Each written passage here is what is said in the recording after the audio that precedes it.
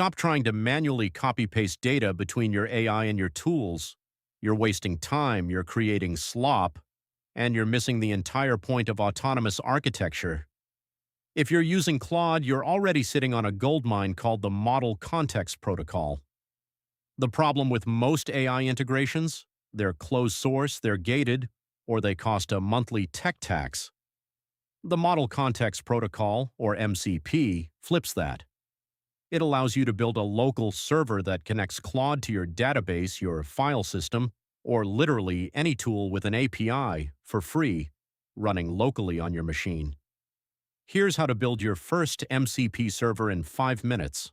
No fluff, just code. Step 1. The setup.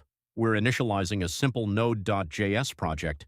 We use the official SDK. Don't overthink the setup. Keep it minimal. Step 2. The logic. This is your cognition layer. We're defining the tool Claude can call. This isn't just an API wrapper. It's giving Claude hands to act in your environment. Step 3. The connect point, the config here. Restart. That's it.